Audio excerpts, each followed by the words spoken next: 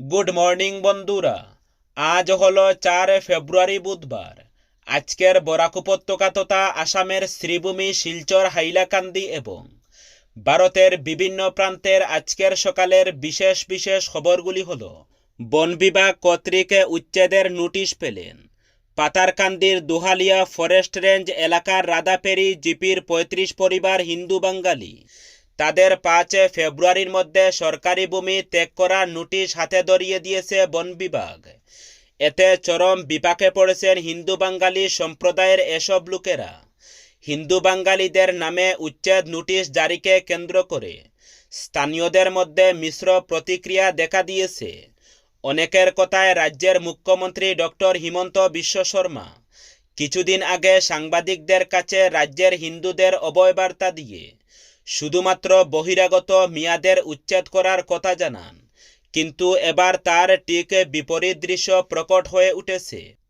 পাশাপাশি লুয়ারপুয়া ব্লকের বালিপিপলা জিপির আরও বেশ কটি হিন্দু পরিবারের নামে উচ্ছেদ নোটিশ জারির খবর পাওয়া গেছে।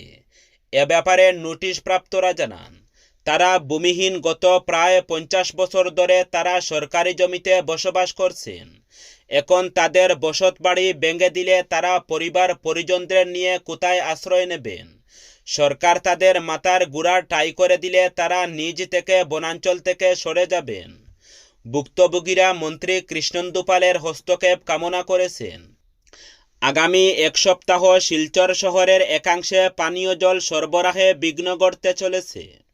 শিলচর পুর নিগমের পক্ষ থেকে জারি করা এক বিজ্ঞপ্তিতে জানানো হয়েছে, সদরঘাট আরবান ওয়াটার সাপ্লাইয়ের অধীনে থাকা প্লান্টে রিজার্ভরায় পরিষ্কার করার কাজের জন্য এই সিদ্ধান্ত নেওয়া হয়েছে।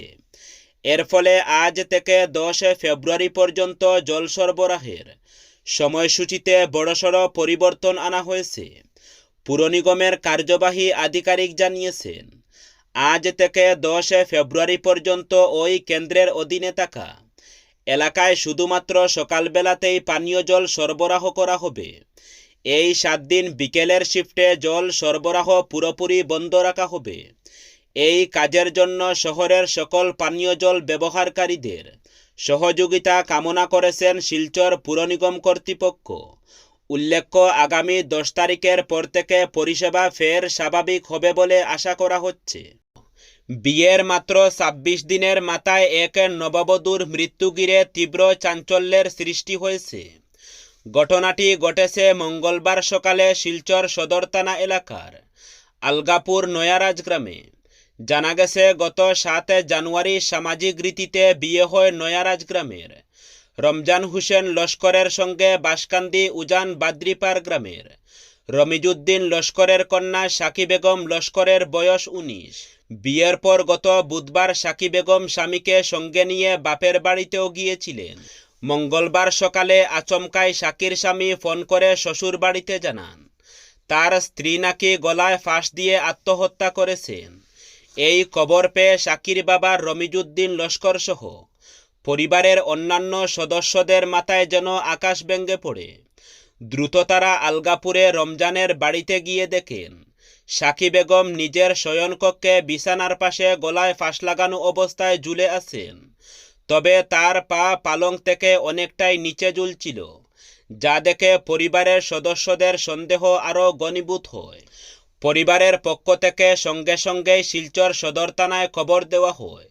ম্যাজিস্ট্রেটের উপস্থিতিতে প্রাথমিক তদন্ত সম্পন্ন করে বিকেলে নববধূর মৃতদেহ উদ্ধার করে ময়নাতদন্তের জন্য শিলচর মেডিকেল কলেজ হাসপাতালে পাঠানো হয়। বর্তমানে মৃতদেহ হাসপাতালের মর্গে রাখা হয়েছে। এদিকে মৃত সাকি বেগমের বাবা ও ভাইয়ের অভিযোগ, সাকি কোনো অবস্থাতেই আত্মহত্যা করতে পারে না। তাদের দাবি, তাকে খুন করে ফাঁসিতে ঝুলিয়ে দেওয়া হয়েছে অথবা আত্মহত্যা করতে বাধ্য করা হয়েছে। পরিবারের অভিযোগ, বিয়ের মাত্র 26 দিনের সংসার মোটেই সুখের ছিল না এবং এই সময়ের মধ্যে সাকিকে মানসিকভাবে নির্যাতন করা হয়েছে। সমস্ত পরিস্থিতির নিরপেক্ষ ও গভীর তদন্তের দাবি জানিয়েছেন নিহতের পরিবার। দক্ষিণ হাইলাকান্দি জেলার গাড়মুড়া সংরক্ষিত বনাঞ্চলের দামছড়া অঞ্চলে 2 দিনব্যাপী পরিচালিত বন বিভাগের উচ্ছেদ অভিযান শান্তিপূর্ণভাবে সমাপ্ত হয়েছে। গোটা অভিযানের সময় কোনো ধরনের অপ্রীতিকর ঘটনা ঘটেনি বলে জেলা প্রশাসন সূত্রে জানানো হয়েছে। প্রশাসন সূত্রে জানানো হয়েছে যে সংরক্ষিত বনাঞ্চলে দীর্ঘদিন ধরে অবৈধভাবে বসবাসকারীদের উচ্ছেদের লক্ষ্যে অঞ্চলের 2800 বিঘা সংরক্ষিত বনভূমি দখলমুক্ত করার পরিকল্পনা নেওয়া হয়। এর মধ্যে আজ দ্বিতীয় দিনে প্রায় 1600 বিঘা জমি অবৈধ দখলমুক্ত করা সম্ভব হয়েছে। উচ্ছেদ অভিযানে প্রায় 150টি বুলডোজার, জেসিবি ও অন্যান্য ভারী যন্ত্রপাতি ব্যবহার করা হয়। প্রথম দিন 5, 6 এবং 7 নম্বর সেক্টরে উচ্ছেদ অভিযান চালানো হয় এবং দ্বিতীয় দিনে 1, 2, 3 ও 4 নম্বর সেক্টরে প্রশাসনের বুলডোজার নামানো হয়। বৈধ কারণ ছাড়া স্বামীর কাছ থেকে আলাদা থাকলে ভরণ পোষণ পাবেন না স্ত্রী। সোমবার এমনই এক ঐতিহাসিক রায় দিল ছত্তিশগড় হাইকোর্ট। বিলাসপুরের বাসিন্দা প্রবীণ কুমার বেদুলার স্ত্রী সম্প্রতি স্বামীর কাছে ভরণ পোষণের দাবি জানিয়ে বিলাসপুর আদালতের দ্বারস্থ হন। যদিও তিনি স্বামী ও শ্বশুরবাড়ির লোকজনের থেকে আলাদা থাকাকালে এই মামলা করেন, তার প্রেক্ষিতে বিলাসপুরের পারিবারিক আদালত স্পষ্ট জানায় ওই মহিলার স্বামী ও শ্বশুরবাড়ির লোকদের থেকে আলাদা থাকার কোনো প্রকৃত কারণ দেখাতে পারেননি, তাই তিনি ভরণ পোষণের অধিকারী হবেন না। এরপর সেই রায়কে চ্যালেঞ্জ করে ছত্তিশগড় হাইকোর্টের দ্বারস্থ হন ওই মহিলা।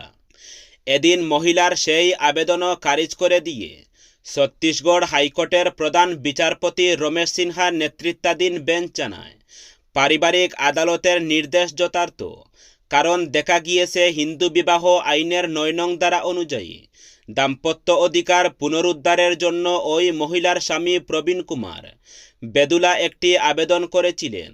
ওই আবেদনের ভিত্তিতে পুনরায় স্বামীর ঘরে ফিরে যেতে পারতেন ওই মহিলা, কিন্তু তিনি তা করেননি। তাই এই পরিস্থিতিতে তিনি ভরণ পোষণ দাবি করার অধিকারী নন। লাদাখে চীনা আগ্রাসন নিয়ে ফের উত্তাল লোকসভা। বাজেট অধিবেশনের দ্বিতীয় দিনে মঙ্গলবার বিরোধী দলনেতা রাহুল গান্ধী যখন গালওয়ান সংঘর্ষের আগেই ভারত জমি হারাচ্ছিল বলে দাবি করেন, তখনই শাসক বিরোধী সংঘাত শুরু হয়। হট্টগোলের জেরে শেষ পর্যন্ত 8 বিরোধী সাংসদকে সাসপেন্ড করেন স্পিকার। সংসদে রাহুল প্রক্তান সেনাপ্রধান এম নারাবানের অপ্রকাশিত জীবনী থেকে উদ্ধৃতি দিতে চাইলে বিজেপি সাংসদরা প্রবল আপত্তি জানান। অভিযোগ মাঝপথে তার বক্তব্য থামিয়ে দেওয়া হয়। এরপরই ক্ষোভে ফেটে পড়েন কংগ্রেস ও বিরোধী শিবির। বিরোধীরা দাবি করেন রাহুলের বক্তব্যকে ইচ্ছাকৃতভাবে বাধা দেওয়া হয়েছে। অন্যদিকে বিজেপি সাংসদ অনুরাগ ঠাকুর অভিযোগ করেন রাহুল সাংসদ ও সেনাদের অপমান করেছেন। কংগ্রেসের উদ্দেশ্যই ছিল বিশৃঙ্খলা সৃষ্টি করা। স্বরাষ্ট্রমন্ত্রী অমিত শাহ ও প্রতিরক্ষা মন্ত্রী রাজনাথ সিং স্পষ্ট জানান, সংসদে কেবল প্রকাশিত ও যাচাইযোগ্য নথি উদ্ধৃত করা যায়। হট্টগোলের মধ্যে স্পিকারের দিকে কাগজ ছোড়ার অভিযোগ উঠে কংগ্রেস সাংসদদের বিরুদ্ধে। স্পিকার এটিকে সংসদের মর্যাদাহানিকর বলে কড়া ভাষায় নিন্দা জানান এবং 8 সাংসদকে সাসপেন্ড করেন। নিয়ন্ত্রণ হারিয়ে একটি ট্রাকে ঘরের ভেতরে ঢুকে পড়ল। ট্রাকের চাপা পড়ে মৃত্যু ঘটল বৃদ্ধার। সোমবার রাতে মর্মান্তিক দুর্ঘটনাটি ঘটেছে উদয়পুর এগ্রিকালচার চৌমনি এলাকায়। জানা যায় নিয়ন্ত্রণ হারিয়ে একটি ট্রাকের রাস্তা ছেড়ে একটি বসতবাড়ির ভেতরে ঢুকে পড়ে। ওই সময় ঘুমন্ত অবস্থায় থাকা সবিতা সাহা নামে এক বৃদ্ধা মহিলা ট্রাকের নিচে চাপা পড়েন। ঘটনাস্থলেই বৃদ্ধা মহিলার মৃত্যু হয়। ঘটনার তীব্রতায় বাড়ির একাংশ সম্পূর্ণ ভেঙে পড়ে। খবর পেয়ে স্থানীয়রা ও পুলিশ দ্রুত ঘটনাস্থলে পৌঁছায়। ঘটনাকে কেন্দ্র করে এলাকায় তীব্র চাঞ্চল্যের সৃষ্টি হয়েছে।